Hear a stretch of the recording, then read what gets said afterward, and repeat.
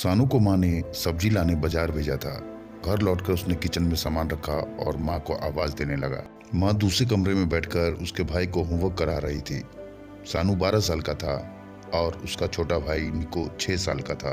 बड़े होने के कारण माँ उससे घर के छोटे मोटे काम करा लिया करती थी, जैसे दुकान से सामान लाना, बगीचे की साफ सफाई करना, अपनी साइकिल साफ करना, कमरे की साफ सफाई करना, अपने कपड़े प्रेस करना। सानू काम तो करता, लेकिन उसके मन में हमेशा रहता था कि मुझे इतना सारा काम करना पड़ता है मगर उसके बदले में कुछ भी नहीं मिलता।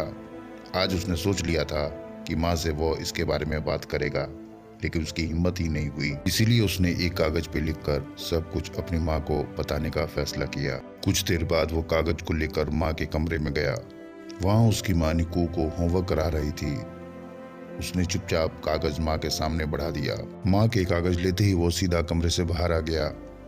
माँ कागज पढ़ने लगी। उसमें लिखा था, माँ, मैंने इस सप्ताह जो भी काम किया है उसका हिसाब इसमें लिख रहा हूँ। बाजार से सब्जी लाने का 60 रुपया, बगीचे की साफ सफाई के 20 रुपये, साइकिल धोने के 5 रुपये, अलमारी सेट करने के 5 रुपये, कुल हिसाब 90 रुपये। माँ, मुझे इन कामों के जो भी पैसे बने हैं वो पॉकेट मनी के रूप में दे दो। आखिर कोई भी काम मुफ्त में नहीं होता। आपका बेटा सानू। माँ बेटे का मैसेज पढ़कर मुस्कुराई, फिर कागज पर कुछ लिखने लगी। कुछ देर बाद वो आंगन में आई। झूले पे सोनू बैठा हुआ था। माँ ने कागज सानू के हाथ में थमा दिया। सानू ने कागज लिया और पढ़ने लगा। कागज में लिखा था, बेटा, तुमने अपना हिसाब दे दिया, अब मेरी बारी। यह है मेरा हिसाब। 9 महीने मैंने तुम्हें कोख में रखा, उसकी कीमत कुछ नहीं। तुम भूखे होते थे, तुम्हें दूध पिलाने की कीमत कुछ नहीं। तुम छोटे थे, तुम्हारा ख्याल रखने की कीमत कुछ नहीं।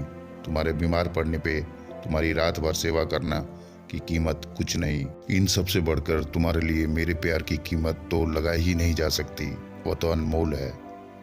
यह पढ़कर सानू की आंखें भर आई और टप टप आंसू बहने लगे। वो भागकर अपनी माँ के पास गया और लिपट कर रोने लगा और बोला, सॉरी मम्मी, मैंने तो यह सब सोचा ही नहीं था कि आपने मेरे लिए इतना कुछ किया है, इतनी तकलीफ सही है मेरे लिए।